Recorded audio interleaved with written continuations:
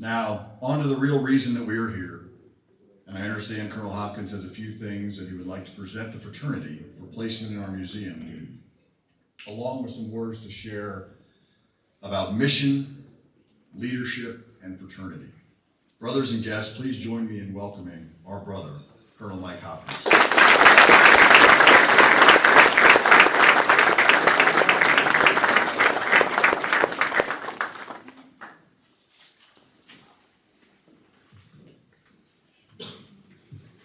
Okay, so sending people to the International Space Station, sending things to the International Space Station is pretty expensive. My first mission on Soyuz, the Russian Soyuz launched out of Kazakhstan, my seat cost the NASA, the U.S. taxpayers, I don't know if many of you are taxpayers yet, but your parents, it cost $75 million for me to go to the International Space Station. When you send supplies up, a pound of supplies going to the International Space Station, it costs about $25,000 each pound that you send up there. And so when you get selected to go to space, you feel pretty fortunate, and it gets even better because they give you an opportunity to take some objects up with you.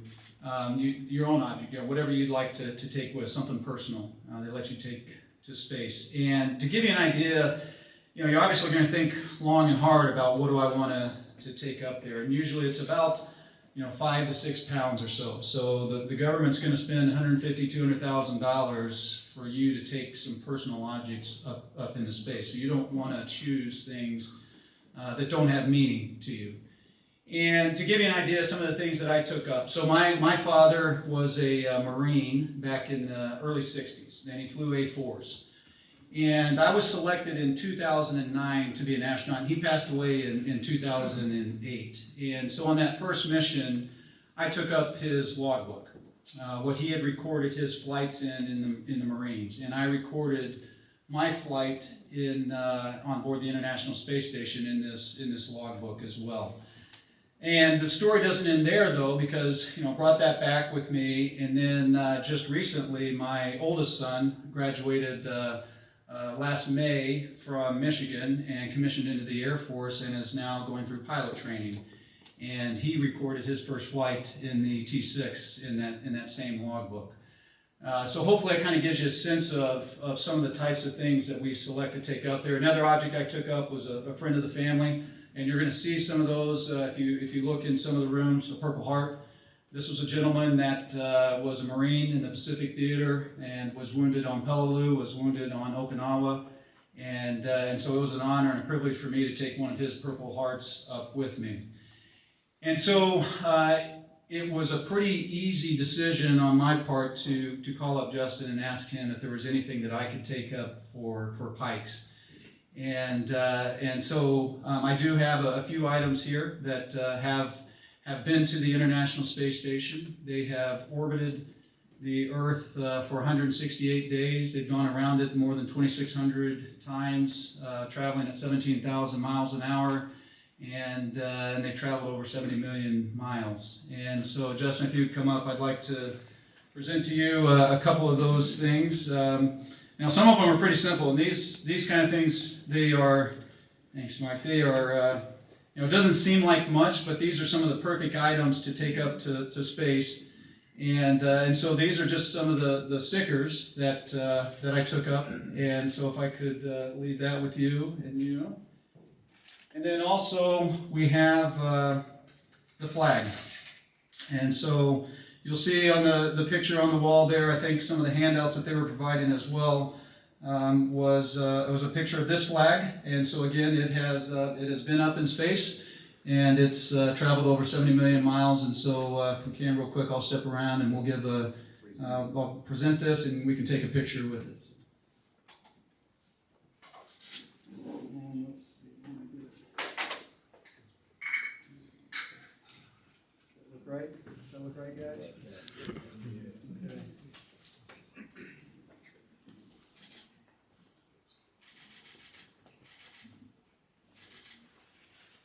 All right.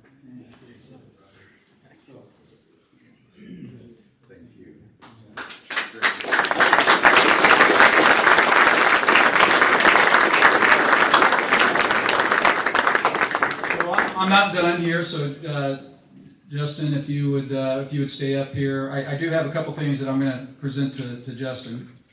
I don't know if you guys are familiar with challenge coins, but challenge coins are a tradition that goes back to really World War I from a military service, and so basically it is a coin that kind of represents your squadron or your unit that you belong to, and you're always supposed to carry it around with you. And so this is a challenge coin this one's mine, and it's from this mission, so that's a challenge coin from Crew 1.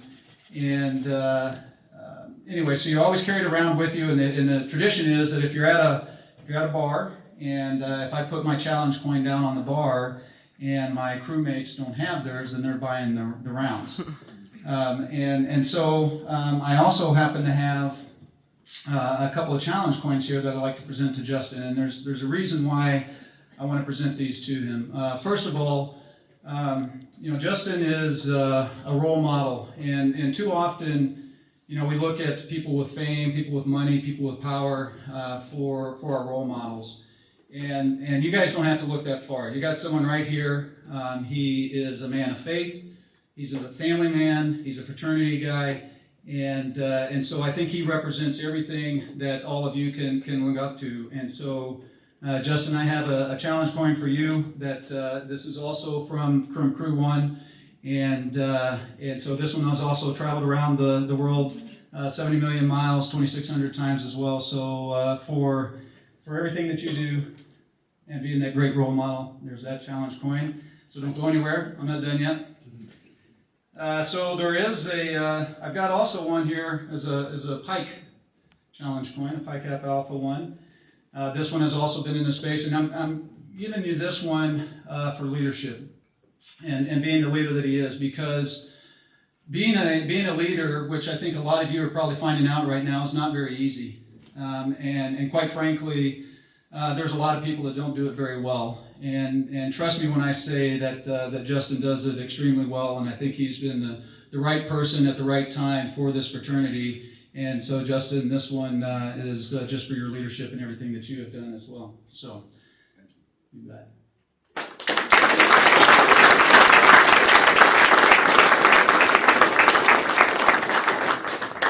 Have anything to exchange, so it looks like I'm buying drinks tonight. I like that. Okay, hey, let's. So those are the kind of presentations I want to give, but I do want to spend a little bit of time, as Justin mentioned. A year ago, I was in space. I was talking to this crowd then, and this, to be honest with you, this is much better because you get to see the faces, you get to interact, you get to know if your jokes work or if they don't work. But when you're talking on the phone like that and not being able to see any of the faces, it's just not quite the same. So. A lot of times you'll hear how amazing it is to go to space, and I promise you it is, but also I will promise you that coming back to Earth is much, much better, and there's not a better place to be. But I had the opportunity to be the commander of the SpaceX Crew Dragon Resilience. But what's that really mean, right? A lot of this conference is about leadership and about being that role model for your chapter houses and all of that. And so I'm going to share just a couple of stories with you, and then we're just going to open it up to any and all questions that you guys might want. But so Victor Glover and I, we were assigned to this Crew 1 Dragon mission back in 2018, August of 2018. And we were very lucky because we got to help develop, to test the vehicle. And that's not something you get to do every day. And so as a tester, that was a dream come true for us. But we also knew that our crew was going to grow. It was going to be a crew of 4 someday. But we didn't know when that was going to happen. And it turned out that in March of 20, now remember you heard we launched in November. We were actually at that time, in March of 2020, we were supposed to launch at the end of July. We finally got our other 2 crewmates assigned to us. And one of those crewmates, and there's about 40 or 50 astronauts, active astronauts at any one time. One of those crewmates that got assigned, I'll be honest with you, is someone that I didn't really get along with.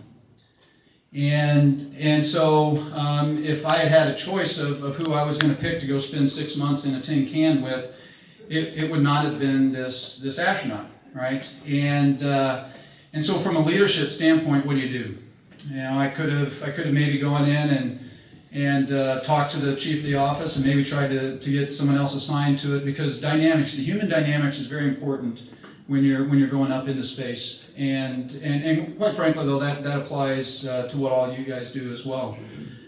And the first couple of training missions didn't go real well. You could feel some of that tension in there. And so I sat down with this crewmate, and we just had a talk. And we talked about our history. You couldn't ignore that. And we talked about what we wanted to get out of the mission. We talked about how we could go about that mission and how we could make it successful. And so, quite frankly, that talk, that sitting down and just having a conversation with someone that I didn't get along with, changed the whole dynamic.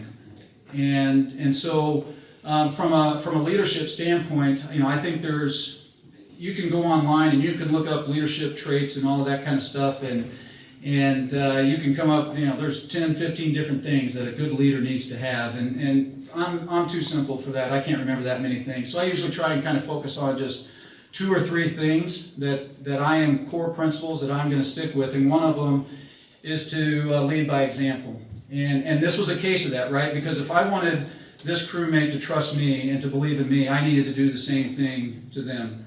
And so by sitting down and having that conversation, we realized that we really weren't as far from each other as we thought we were.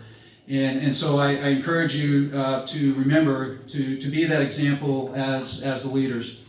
And now I'm going to take you to the next, which was a cool bit, that kind of my other characteristic that I like to talk about. We were in training, and we were doing a sim. We're doing a docking sim. And so we're coming up and we're at the 20-meter hold point. So that means we're 20 meters away from the International Space Station. And we're sitting there and we're waiting for the go to dock. But we've got, as you can imagine, it's a simulation, and so there's some malfunctions that have come up. And so we get the call from the ground, hey, we're investigating this, stand by. And so we're standing by, and as a crew, we're like, okay. And I think what I mentioned to everybody was, I said, okay, we're going to Mark Watney this. So hopefully all of you have seen The Martian and you understand who Mark Watney is. I said, we're going to Mark Watney this. And so what was absolutely fantastic about it, probably one of my favorite moments of our training flow, was one of the crew members, Shannon Walker, she mentioned something. And it's like, oh yeah, we need to think about that. And that caused Victor Glover to mention something, and that caused Suichi to mention something. And all of a sudden we had a solution that we called down to the ground, and they hadn't even thought about that. And so I think that's one of the other things that as a leader that you have to do, and that's to be a good listener. It's not all about being the guy that's doing all the talking. It's not about being the guy that has all the answers. Sometimes to be a good leader, you have to just you have to listen.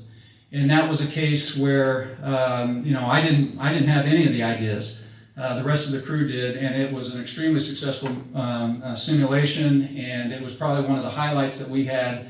And so I encourage you to think about that for all of you when you go back to your fraternities. As the leaders, it doesn't mean you're always doing all the talking. Sometimes you do need to sit back and listen a little bit to what everybody else is saying. So enough of that, though. Let's talk a little bit about the mission itself. So you did hear that we launched in November of last year. This was the first operational mission with the Crew Dragon Resilient, with the Crew Dragon vehicle. So there was 4 of us on board. That took us up to the International Space Station. That took us about 27 hours to rendezvous with station. And when we got there, we joined a crew of 3 that were already there. They had launched on a Soyuz. They had been there about a month by the time we joined them. So now we're a crew of 7. And basically on board station, it's about science. It is a national laboratory, and it's all about science. It's about science that is going to benefit life down here on Earth, but it's also about science that's going to help us get back to the moon and get on to Mars, which maybe, quite frankly, you guys are the right age, the right generation for being that first person to someday step foot on Mars. And so that's what we're doing up there, is that science, but we also have to do a lot of maintenance. And so, believe it or not, the space station, I don't know how many of you know this, but it's been up there. The first module was launched in 1998, which I'm guessing is before a lot of you were born. And so it's really weird if you think about it. Most of you haven't known a time when there's not a U.S. astronaut that's been up in space. And that's pretty unique for those of us that are older to think about that it's been going on for that amount of time. But it's also old then, and so there's a lot of maintenance that has to happen. And so while we're up there, we got to go out and do, there was 5 total spacewalks on this particular mission. I did 3 of them. And so combined that with my first mission, I've been outside the space station in the vacuum of space for 5 spacewalks, 32 hours or so that I've spent outside. So that went extremely well, and the mission overall went well. We had a lot of firsts while we were up there. It was the first 4-person crew, operational crew. It was we set the record for the length of time that a U.S. capsule had been in orbit. We did the first night splashdown since 1968 with Apollo 8 for the U.S. And so it was just an absolutely fantastic mission. And so what I'd like to do right now is just kind of open it up for questions. Justin, Mike, you guys, let me know how long I have, and when we're done, I'm going to close with just another couple little stories. And so there is no question that is off the table.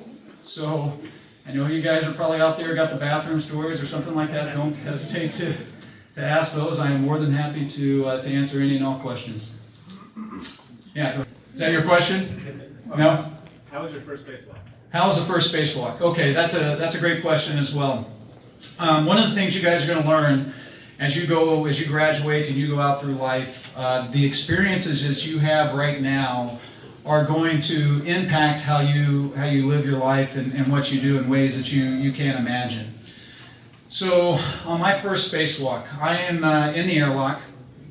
It takes about 5.5, 6 hours to get dressed and get in the airlock, get all your tools on you, and get the airlock down to vacuum. And so I'm there, and you're looking out this hatch, and you're looking down at the Earth, 250 miles below you, and again, you're going 17,000 miles an hour, so it takes about 5 minutes to go across the U.S. And you're sitting there looking out at that, and you're like, what in the world am I doing? Right? There's a lot of emotions that are going through your mind at that point in time. As you can imagine, you're very excited. It's something that most astronauts want to do is be able to go out into the vacuum of space, but you're also pretty nervous, you're pretty focused. So there's a ton of emotions that are going through your mind. And as I'm looking out that hatch, I realized that I'd been there before. I'd been there a lot. And where that was is standing in the tunnel getting ready to run out on a football field. Because quite frankly, it's a lot of the same emotions before a big game, right? I mean, you're getting ready to run out on the field at Michigan in front of 110,000 people, and you got a lot of those same kind of emotions, right? You're getting ready to go from this area of relative safety to the field of battle, if you will, and lay it all on the line.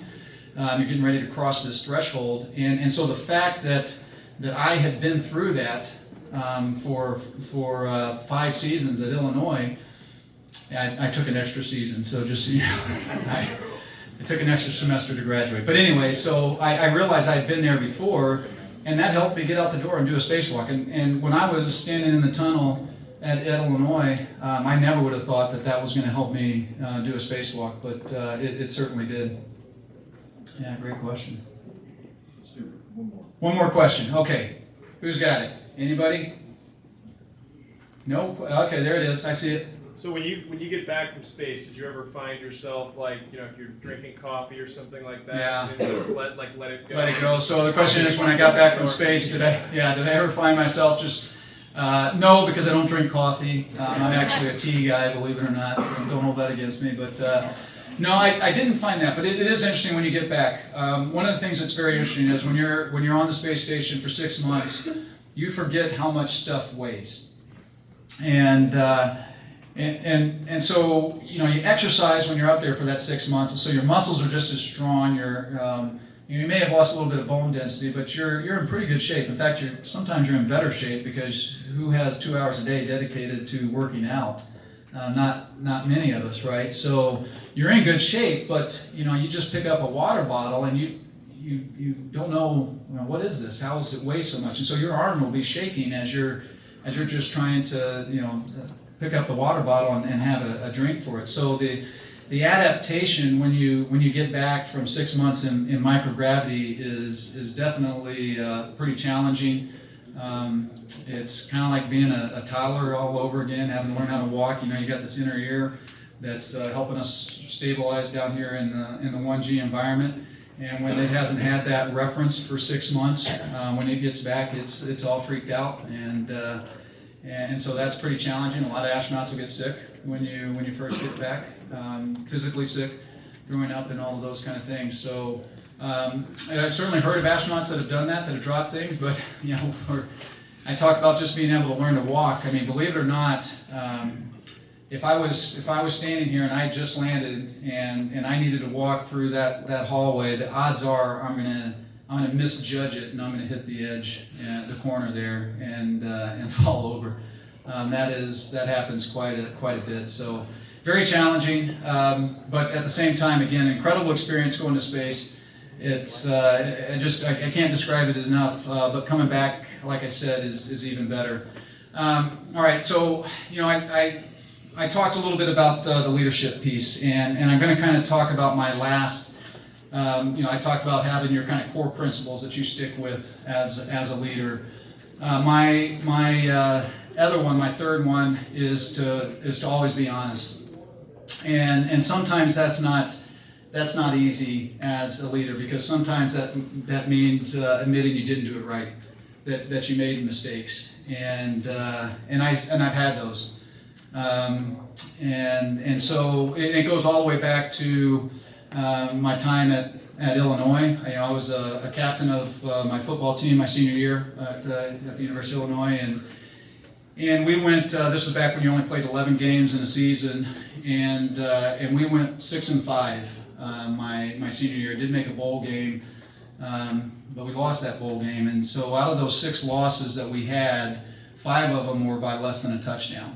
And quite frankly, that was a failure of leadership on our part as the captains of that football team, as the leaders of that football team, because there gets a point in that fourth quarter where you need to dig a little deeper, you need to have a little bit of grit, and it's just one of those things, right? I mean, you think about the days of Tom Brady at the Patriots, right? And you just knew in the fourth quarter that he was going to pull it out, and we didn't have that at Illinois, and I look at that as a failure of leadership. So it's not always easy to be honest with yourself that there's going to be mistakes. You guys are young, and in this leadership role, you probably haven't been doing it a lot of years, and I've been doing it now for a lot of years, and even on this mission, I made mistakes. I had a point where Victor and I were up on station, and we were doing some science. And it was, believe it or not, we were working on mice. We were dissecting mice. And so the two of us have our hands in the glove box, and because you don't, as you're dissecting the mice, you don't want to have all of the blood and the fur and those kind of things floating around the space station. So you're kind of trapped in this environment with your hands through the glove box, and you're doing the dissection of mice. And our comm was limited, and some things were going on, and it got frustrating, and I let those frustrations come out. And Victor and I had an agreement between ourselves that if we felt like one of us was taking something a little too far, all the other one had to say was take a knee. And that would just kind of cause you to, okay, wait, maybe I'm pushing this too much or too far. And it was one of those cases where I needed to say take a knee, and I didn't, and I got frustrated, and then that frustration came out, and it went down a path that I really wish it hadn't gone. But at the end of the day, we sat down and we talked about it, and I had to, again, that's that being honest with yourself part, that you do have to stand up when you make a mistake, and that was a mistake on my part, and the good thing is when you're honest, it's easier to get through those mistakes and move on. And so I was able to do that, and to this day, Victor is definitely one of my closest friends. It's when you go to space, when you depend on each other for staying alive, you definitely develop a certain bond, and you guys are developing very similar types of bonds with your fraternities, but in order to do that, just don't be afraid to be honest with your brothers, because that's another big piece of it. So thank you very much. I got to tell you, it is great to be here. I can't believe this is the first time I have been in this building. There is so much history here, and the great thing is all of you are becoming a part of that history. And so I look forward to the day when I'm back here as one of these old guys and listening to one of you guys tell about your stories of life after Pikes and all of that. So thank you very much.